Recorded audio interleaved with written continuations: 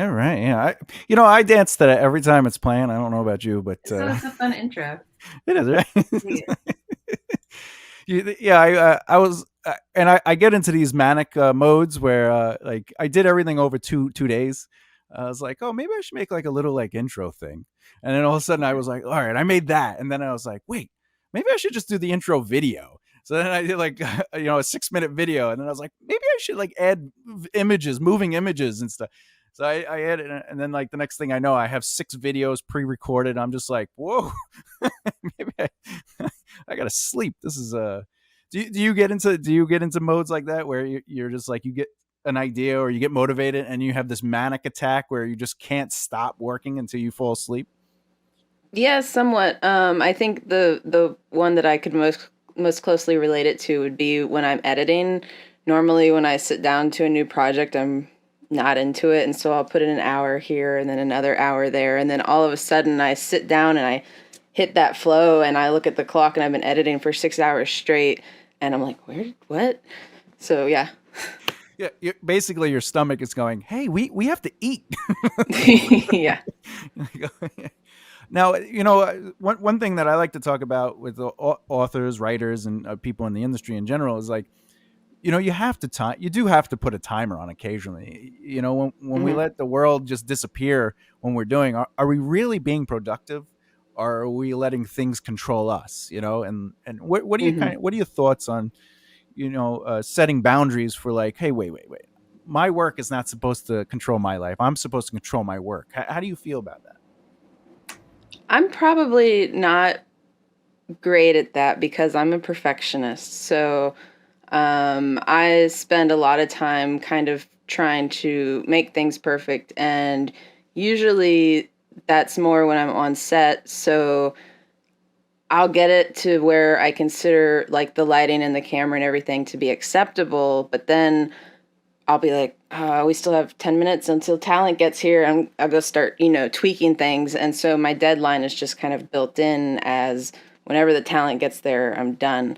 But like I mentioned with the editing, I'm just like sitting at home going, going, going. I don't really set myself a timer generally. Yeah, it's like I'm hungry. Guess I should eat. So I'm not the best at that. Yeah. It's like, and yeah, but like whatever your process is for creating, it has to definitely pull you through your day anyway. It's not like you can control it all the time. Sometimes we're just like, I just want to do this and I Hmm. can't stop.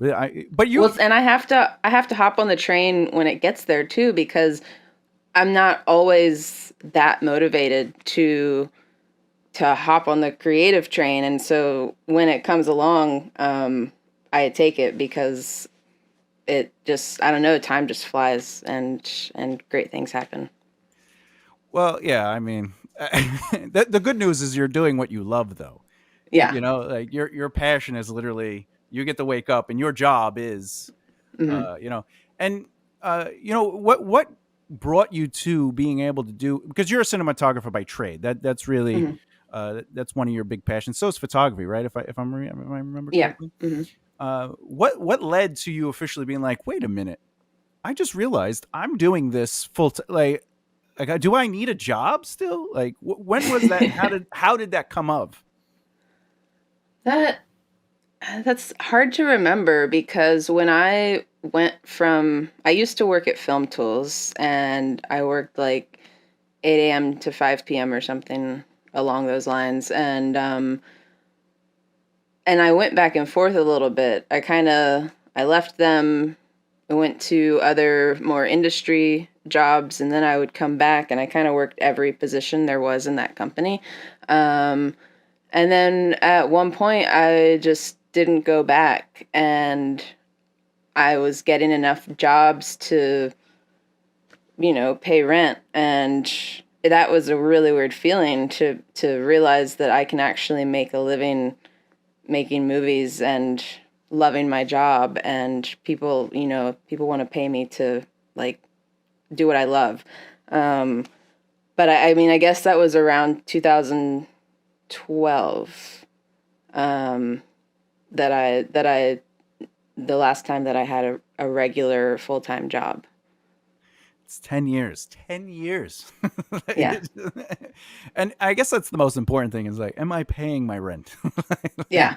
Like I gotta pay my rent. And something like I was always afraid that I wouldn't be able to, and someone gave me advice. More than one person gave me the same advice, which was go ahead and move into that apartment that you think you can't afford because you're going to find out that it's going to all work out. And I was like, that's stupid. Like it's not just all going to work out, but I took the advice and I moved into an apartment, and I've been here for 5 years, like, and I'm it's going great. And you're paying your bills, and that's Yeah. really that's all that matters. Do you ever feel like, you and I, we literally make a living in our field of interest, and have you ever gotten into that mindset? Not imposter syndrome per se, but like, am I really like, do I have a job? Like, do you ever feel, you know what I'm saying? Like, because you're not necessarily responsible to go to a boss and be like, hey, I'm clocking in. I mean, we have different bosses depending on what Mhm. job we're doing, but ultimately we're our own boss. And do you ever just feel like, do I have a job? Like, how does this work? I mean, I think I like as far as imposter syndrome goes, less and less all the time.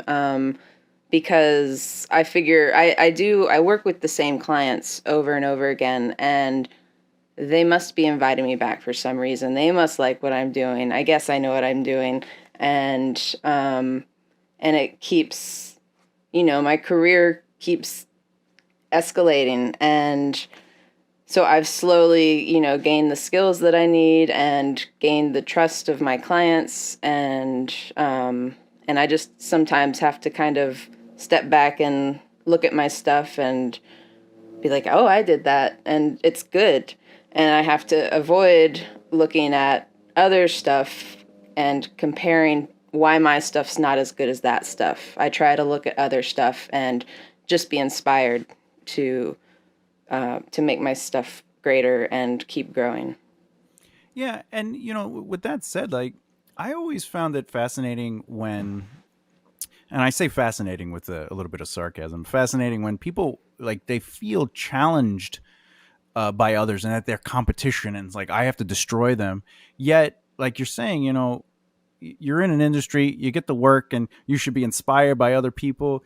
And it's when you're surrounded by like-minded individuals that are like, no, wait, there's plenty of success to go around. Hmm. That you realize, wait, we're all rising together, and we all have opportunity, and we're all helping each other. That a career prospers. Yeah, I think it takes a little time to find that mindset. When I was younger, the industry can be so challenging to break into, so you naturally feel competitive, and you don't want people taking away an opportunity that could have been yours. But the further I come, the more I see like there are so many opportunities, and I'm at a point where I have to turn down half of them, and I hope somebody else gets that and takes their career off in a wonderful direction. Yeah. Yeah, like when I used to manage people back in the day, uh, they always be like, "Hey, can you manage me? I see what you're doing. I see what you're doing for people." And I'd always ask the same question. I'd be like, "All right, I'll tell you what. Who are two people that you believe should be managing in place of you?"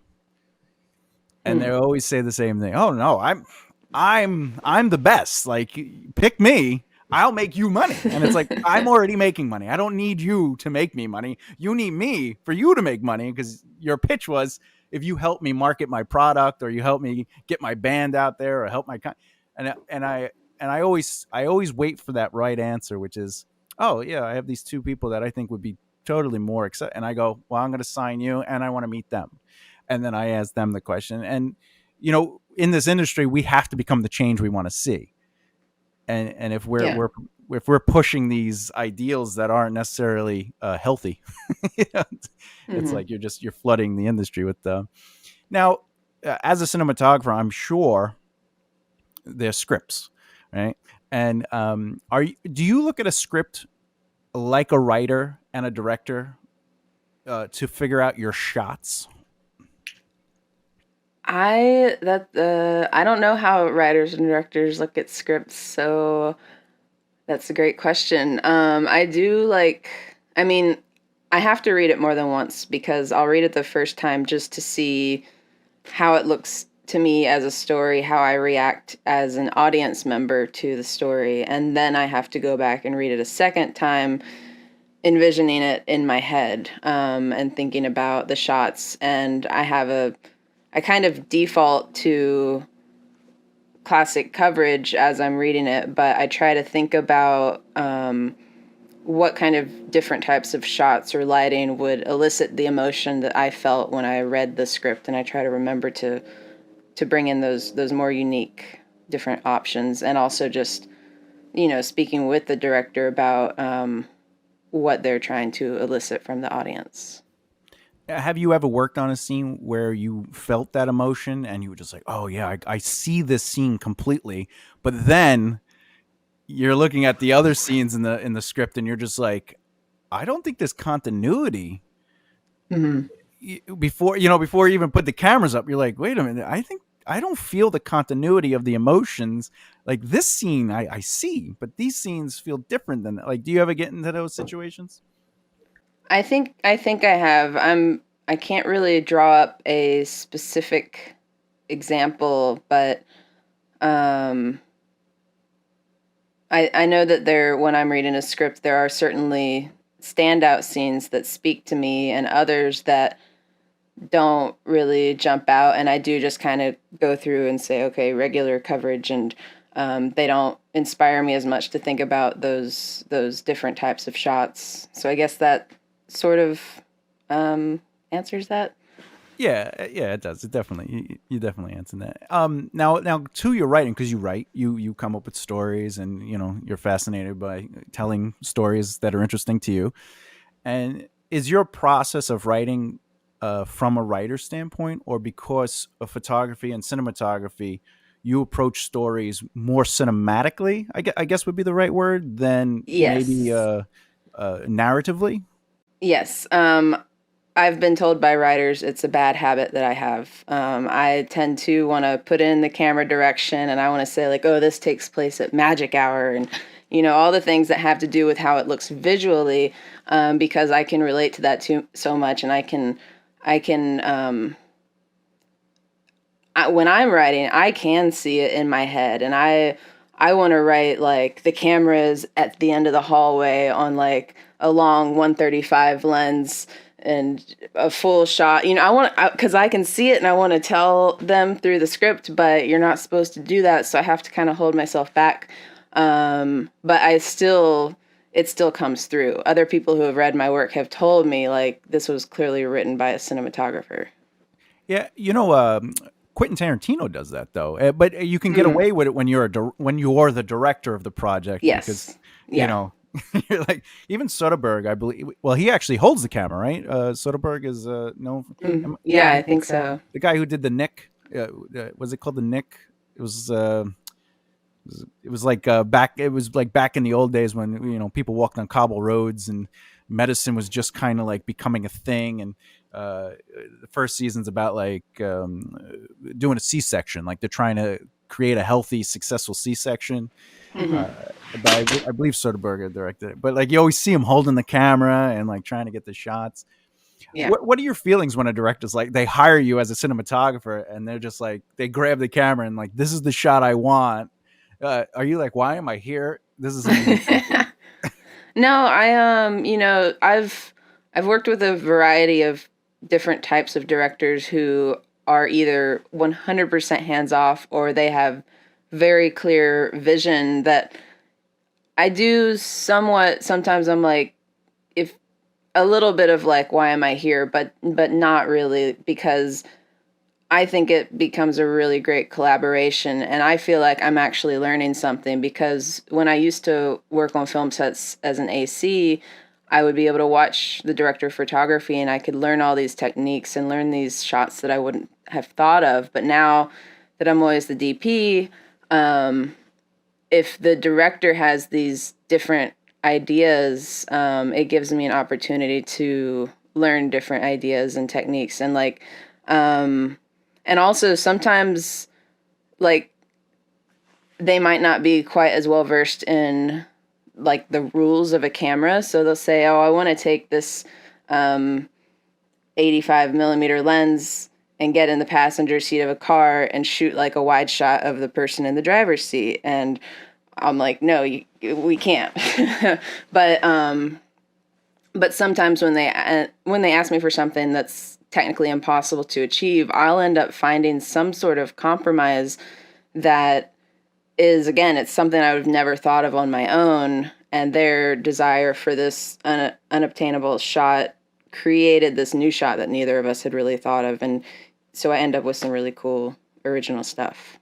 Yeah, I always found like collaborating is probably one of the best ways to not only learn, as you're saying, but to find your shot, because Yeah. especially like your eye is trained to look through the lens, Hmm. and like when I direct, I know what I want to see, but I always allow the cinematographer or the actor or actress to show me their choice first. Like, what do you see? Because before you even start filming, you're going to have hours and hours of conversation anyway before you even touch the stage or get on set. And even shot, like, your shot list, or maybe some people they draw out their whatchamacallit, the boards, the Storyboards. storyboards. Thank you. And so even before you get the set, there's everything's been kind of worked out to a point. But Hmm. sometimes you get there and you're just like, all right, this is a little bit different from the environment we were ready for. What are your thoughts? And then you could see what they go for, and then you could work from there. That's always been definitely a healthy environment to work in, because you feel good, like you're a part of a team, Hmm. and you're not just sort of like, or even being like, imagine you got hired and like you figure out all the shots and then they ignore you. And the most you get back critique wise, they're like, I don't like the shot. And you're like, all right, well, what do you want?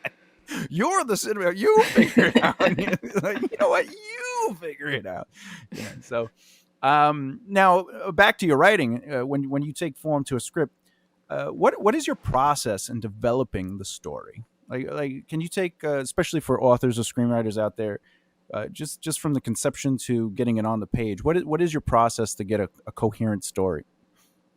For me personally, I always have to base it off of true things that have either happened in my life or people around me. Um, I've like I've written a few short scripts that was a long time ago, and then more recently wrote one feature, as you know, because you rewrote it for me. Um, but that one, it was mainly inspired by my sister, and every time that my sister would relay to me a new development in her life, it would be educational to me. I'd be like, I had no idea that people who suffer from epilepsy also have to deal with this stigma of society who thinks that they could be contagious, or any number of things. So then I would think, if I didn't know that, a lot of people don't know that, how could I get that in front of a lot of people for them to learn these stories? And so that was the whole impetus behind writing a feature film about epilepsy, which started off as a short film. It was 16 pages, and then it was 32, and then it was like, 90 or something. Yeah, and now I think it's a 2-hour film. It's Yeah. being that you mentioned that we worked together, like you saw how I did it. I kind of put it in an outline, and then from the outline we went back and forth and like, what kind of beats do we want? Hmm. What is here? And then from Yeah. there, I personally like to kind of just chunk it out on the page with what needs to happen in that scene, and then I just write. And as those things happen, I kind of delete it and get it out. And, Yeah. and that's always been very comfortable to me as a storyteller. Is like, I want to know where I'm going. I'm an outliner, a plotter, as Yeah. they call it. I made kind of my own type of outline that I did as like a calendar format, where I was like, okay, this is going to happen in May and this is going to happen in June. And then I tried to make sure I knew in my head what each character's personality was, so that way when they had a decision to make, I wouldn't just have them do what I would do in their shoes. I had them do what they would do. And that's really challenging. But as long as I can kind of maintain a concept of their personalities. And something that was suggested to me recently was to try to figure out what their Briggs Meyer personality is, the 16 personality types, and then base it on that. But I didn't do that. And then the other thing I did, which I don't know, like some people might uh, not approve of this, but I've consulted the How to Save a Cat book. And it's like page 5, this happens, page 10, this happens. And that just at least helped me find the beats. And I went and did those. It was like 5 different stories. So I did those beats through each story and then kind of figured out how to piece them all into each other. So having that outline from that book just helped me really find a direction, because otherwise I was just sitting there with a big blank page and like 90 pages to fill, thinking like, how do I get from there to there? So. Yeah, it's like without the outline, and there's nothing wrong with pantsing. There's nothing wrong with just going, let's see where this goes, and work Mhm. through discovery. But having that outline really does. It's sort of like your brain is like, I know where I'm going. I just need to get these characters there through their personalities, and Mhm. uh, even if you didn't have the outline, and you're just like, I have a concept, and I think that's the main difference between a writer and somebody who comes up to you and goes, I have an idea. It'll be make them a great movie, and then and you're like, no, that's like a scene or like a Yeah. moment in a movie, but not necessarily the movie itself. And it's because Yeah. a lot of times they forget you need an inciting incident. Mhm. Like Yeah. without that, the story doesn't happen. You need to establish the characters through the ordinary world. You need, what's the conflict? And some people confuse the climax with like the biggest and the worst part of the story, and it's not necessarily. We're at the hump, and now we have to descend and make it to the resolution. And for me, when I was learning the process of writing as a young lad, you know, these terms were like weird to me. I was like, no, I'm just writing. I just want these things to happen.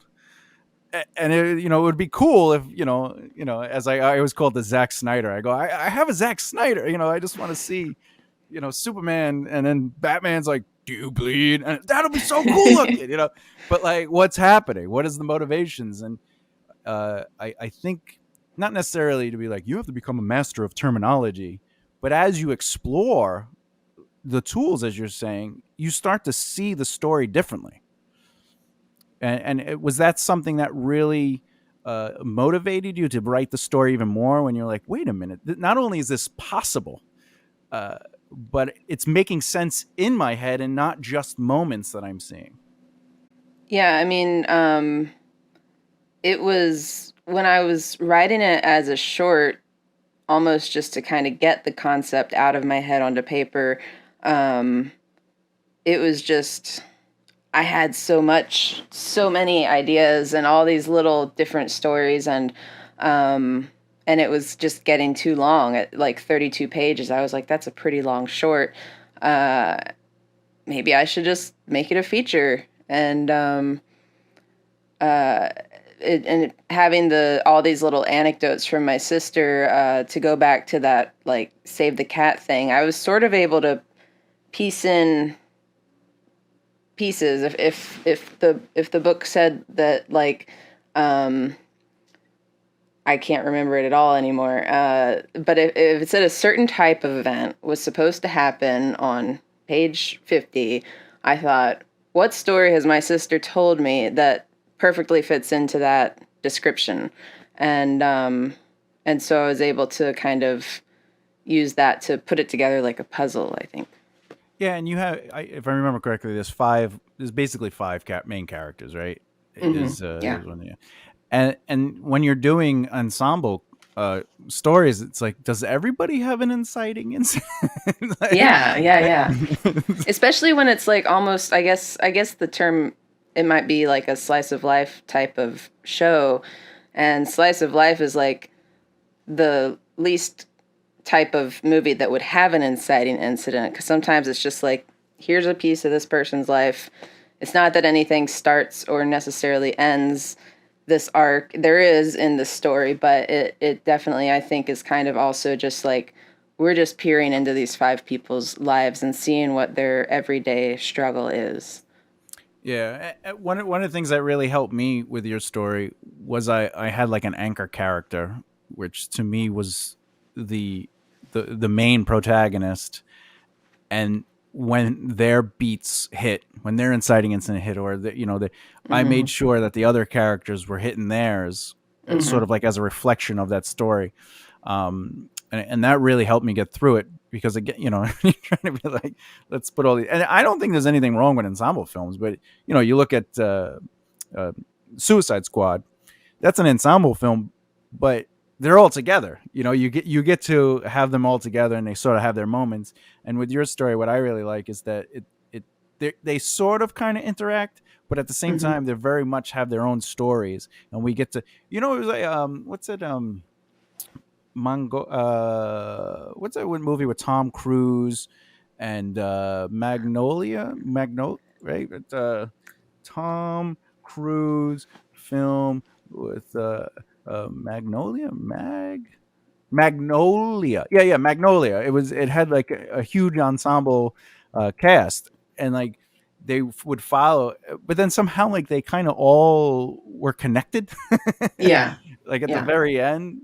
But your story is very much like that, where like you get to kind of follow all these lives, and they ultimately come together in a really really nice way. So your story was a lot of fun to work on, uh, and like I felt things while writing it. Like I was like, I was imagine being in this moment, and Yeah. it was very good. I was very happy that you asked me to take a little gander on that.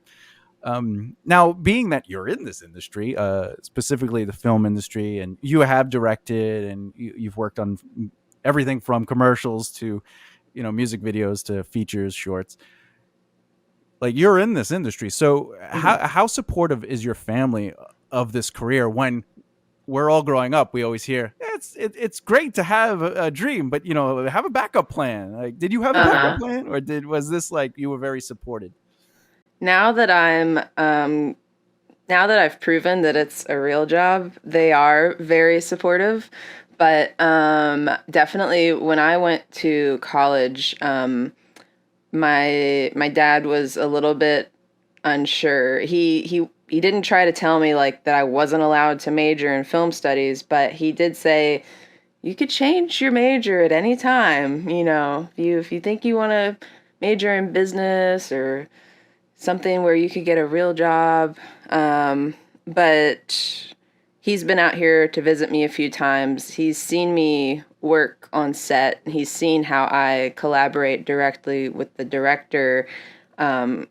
He was really impressed and proud of me. And he's also seen like that it's a lucrative industry. And he was surprised by that I guess that I was able to get as far as I have with that.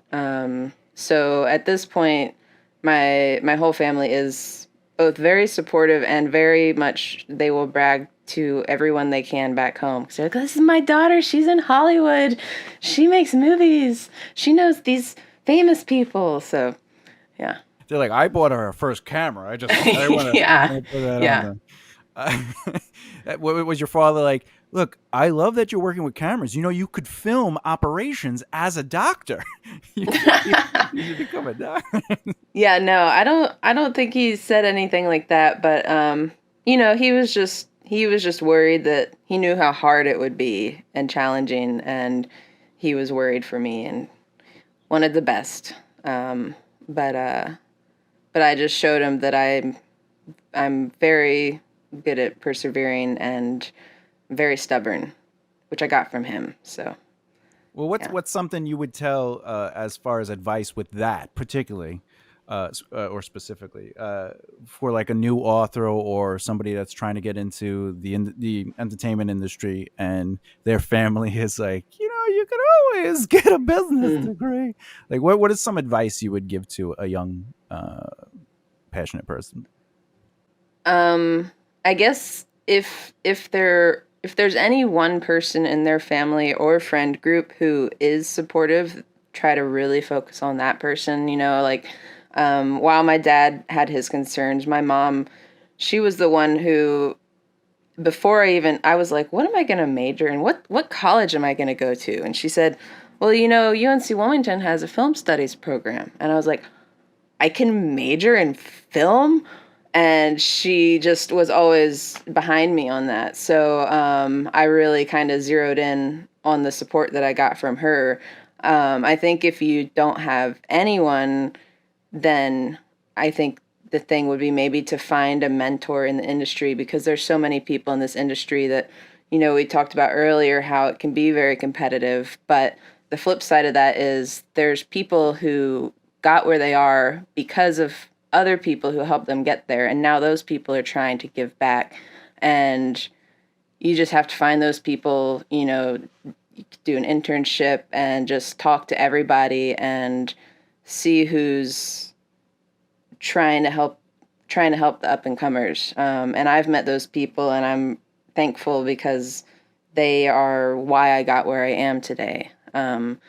So if your family's not going to support and your friends aren't going to support, then just look for those industry mentors. Yeah, mentors, even if they're not considered mentors, but they're there. Like Yeah. it's very like you read it a lot in self help books, or just say, hey, find yourself. And a mentor isn't necessarily someone you walk up to and go, hey, will you mentor me? It's Hmm. usually someone that you're being inspired through their behavior, and you're learning through them, and they help you, and they're there for you, and you don't really have that discussion all the time.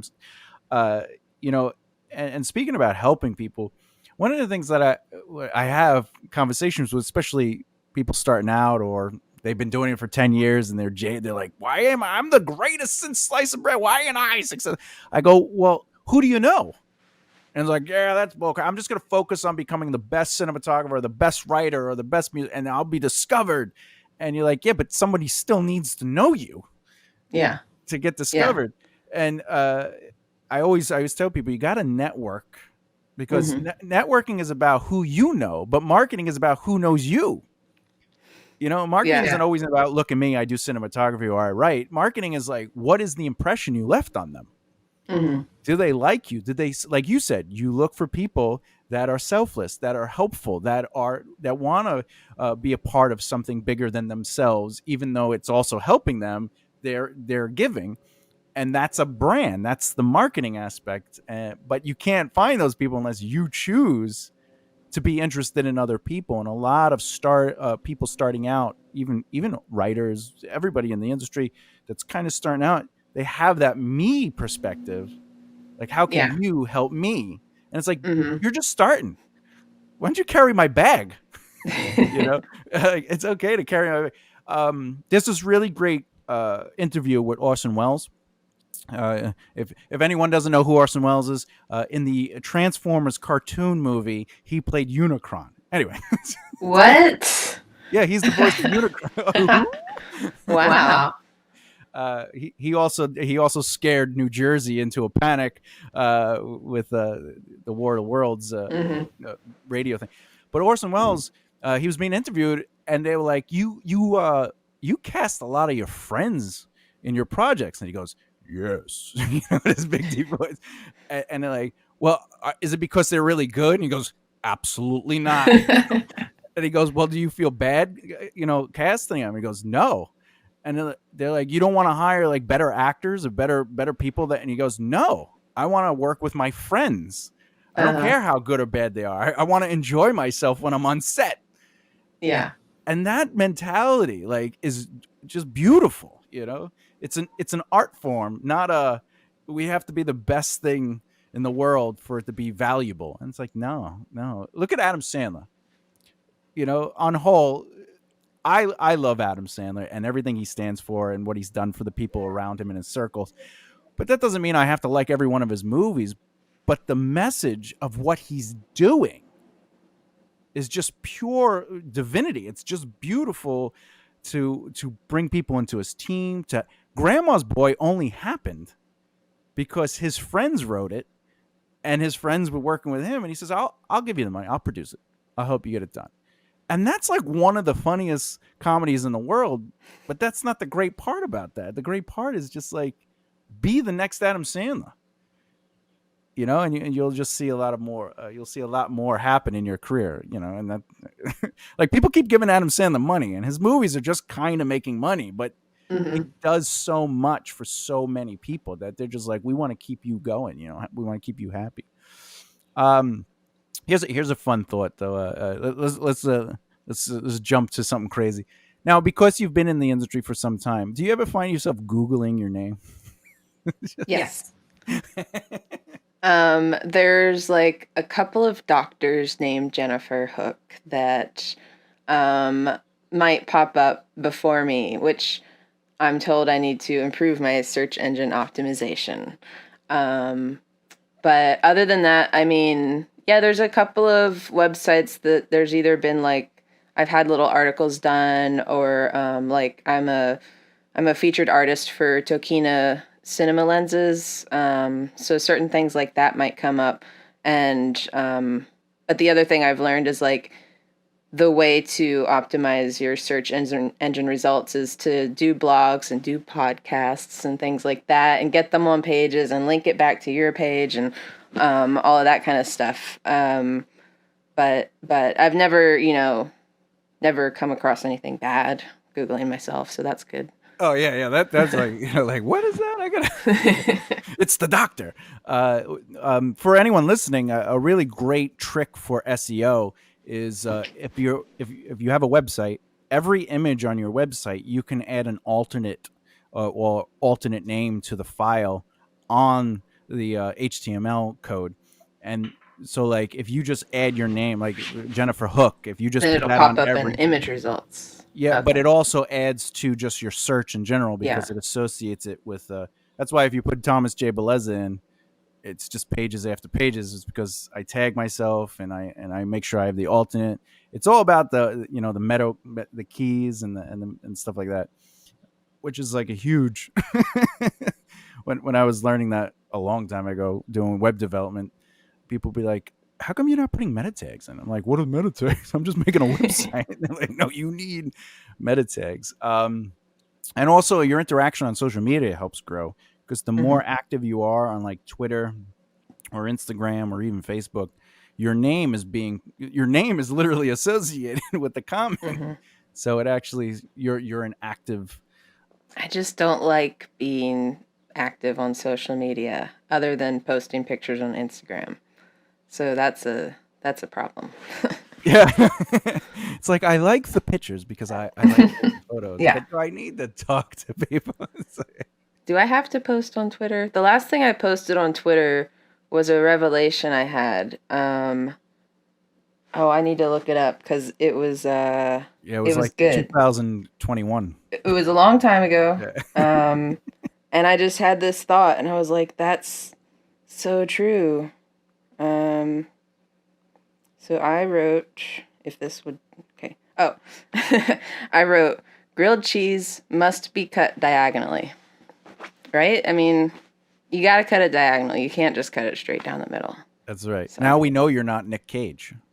I mean, what's his Nick Fury? Nick Fury, because he doesn't cut his. oh, If I cut it yeah. diagonal, I can't eat it. I can't.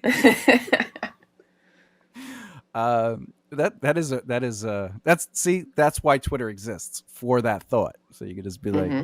that, Neil. But I wrote that in, well, that was 2021. So about a year ago. That was my last Twitter post a year ago. All right, that's not bad. It means that you only post when you have profound thoughts. Yes. Yeah, don't just throw those out. You can't just think of profound thoughts all day, every day. Now, before we kind of conclude and stuff like that, let me ask you a couple more things. That, when since you came up with that story through your sister's experiences, and you've written short stories, do you find yourself being motivated to explore other story ideas, and just kind of jotting down concepts into paragraphs, or just outlining ideas? Have you been being motivated to write more? I've been a little bit distracted by everything else happening in my career. When I have an idea, like I'll write it down in my notes, but I'm kind of more thinking maybe someone else could run with this, because when I see really good writing, I kind of think, oh, I could never come up with that. Like I saw the show Severance, and that was based on such a very, very simple concept, and the way that that writer took it and ran with it was just like so good. So I want to like give a writer a simple concept and then have them make my brain explode. Yeah, it's because writers have that ability, like, to be, what is the motivation, what is the purpose, why are these things, where's the tension, Stephen King is famous for saying, because he's a pantser, he doesn't really like plotting, and he goes, I'm always writing my characters into corners, especially when it starts getting boring. I just go, let's just cut their leg off. Like, let's see what happens, Yeah.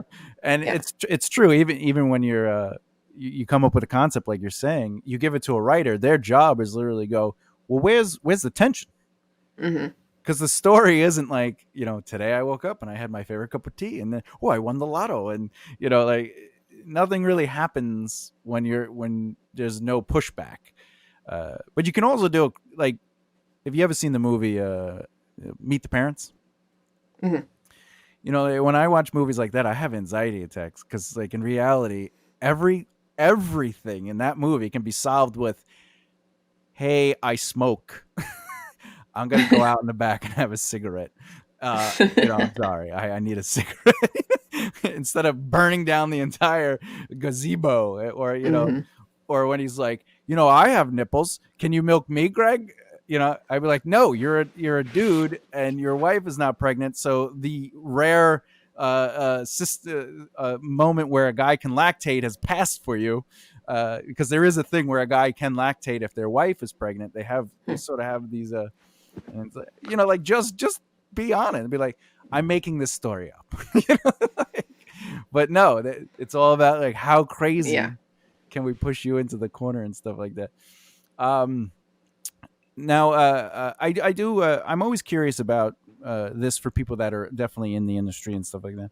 What is and I'm not asking this to be negative or to attack the system, but there are things that, like, I noticed when I was coming up in the industry that I said, that's why I created Team Rise together, and that's why I, like, give outlets to creators to be like, well, this is my story, right?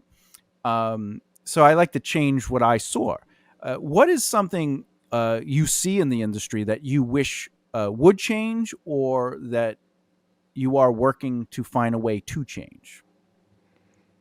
Um, I guess like maybe the concept that everybody has to pay their dues. Um, like maybe we could all just be more supportive of each other and recognize talent where it is instead of saying, no, you have to suffer in this lowly, low paying position before, you've earned your right to bump elbows with us big shots. And um yeah, just some of the ridiculous things, especially as it like goes higher and goes into talent and stuff that they have to go through to make it, and everybody's just kind of expected to suffer. Um, and when I look at like the people that have supported me, like the mentor type figures who don't believe that, I think it is possible that we could already maybe be on a road towards trying to change that if it could spread into the higher tier films and stuff. Yeah, because the Directors Guild of America, the DGA, like, one of their requirements to even get to being a union director is you have to, like, do, like, what is it, 2 or 3 years, like, assistant AD, Hmm. or a second assistant AD, and then, like, a first assistant AD, and then you have to put the time in to earn your right. And it's like, no, I'm a Yeah. director. Let me direct. But one of the things that I agree with you 1,000%. By the way, I hate the term "pay your dues," and I hate the concept that you have to do grunt work. Uh, one thing that, though, I hope people understand that I think, we're on the same page, is we're not necessarily saying, like, just because you're really good, you deserve to cut the line. Like, Right. we're not saying, like, you sit at your house, you don't talk to anyone, you don't go out and try to meet, you just sit at home and you just write, and then you go, I have this book, and because I'm awesome, you should look at it. Like, we're not saying that. Like, I've talked about this on other shows where the paying the dudes mentality should really be, let me put effort into my career. Let me actually meet people. Let me Yeah. actually help people. Let me And I actually think like the paying the dues maybe should just be like there's so many horror stories out there of people in different like local 600 and other um, unions that their employers are looking for every way that they can to cut corners, and they're making these people come in and work these unsustainable hours where they're falling asleep driving home because they've been working like 5 18-hour days in a row. So I think those 18-hour days for PAs that are only getting paid minimum wage, that's considered paying dues, and that's not what it should be. Like it should be 12 on 12 off or whatever it is. Honestly, I don't think it should even be 12 hours. I think it should be 10 hours. I haven't worked a 12-hour day really like in a long time because I've just gotten kind of lucky. And it's always just better morale. Everything's better all around. You get a better end result. You might have to work a couple extra days. But I think 10-hour days with 14 hours off would be great. And then yeah, just paying people a living wage and not just like grinding their souls into the ground would be nice.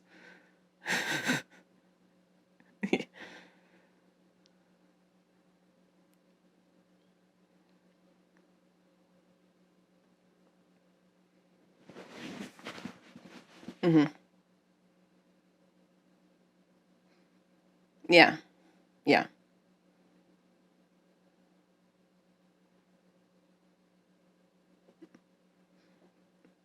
Hmm. Yeah,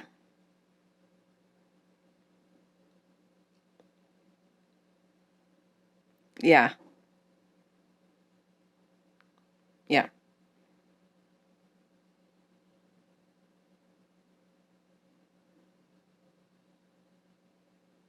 yeah.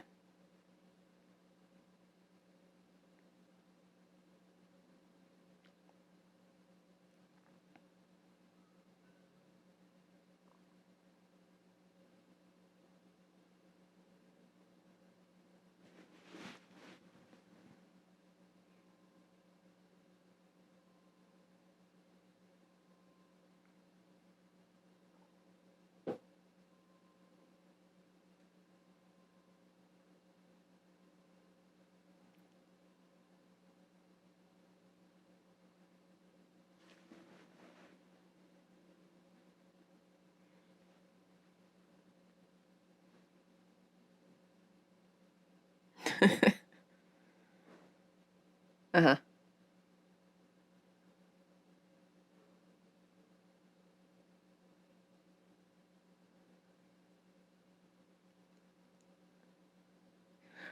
I mean, it's such a so I realized later in life that there is a window when you can get together with your friends and make something for no money. And I realized that because I realized I'm outside of that window. I can't go ask my friends to come help me for free because they really do it for a living. But when I was first out here, like 22, 23 years old, and all my friends were out here and we were all learning, we were learning together. Um, you should take advantage of the fact that all of you have enough passion and energy to basically work for free to see your friend's project come to life. Um, I don't think like passion projects get a lot harder when you get older because it's just not really fair to ask people to work for free past the point where they've learned their trade. You know. Yeah, like you are absolutely without a doubt a professional in a profession in the industry that you seek out. So to ask you is the same as going up to a CEO and going, "Hey, listen, can you make A, B, and C happen for free?" And they'd be like, "Our company needs to make money." And you're like, "Well, it's a great idea. It'll make you money." And they're like, "No, no, no. That isn't how it works." But But you'll get credit on IMDb and we'll feed you pizza for lunch. I love that in SAG, the bylaws in SAG are like pizza is not a meal, Yeah. which is really funny. I like what you said though. I like the concept that you have that certain like time block where it's like I'm learning my craft. I Hmm. don't really have the right to be like $500 a day. Uh, Yeah. and you're like, well, do you have equipment too? Yeah, I have this one box, and I can charge you $100 extra a day for the use of Yeah. it. And then you're like, I'm gonna have to ask somebody else. You know, but you're 100% right. Like I have friends that ask me to write sometimes, and I'm like, I would have to stop working on paid work to write that. Like writing isn't easy. It isn't Yeah. like, you know, uh, I'm pretty quick with writing. Like if I really I sit down and I give myself a full week, but I also only do. I think I told you that I work an hour, maybe 2 hours a day on writing. I won't write more than that, and the reason is because I feel it kills the quality.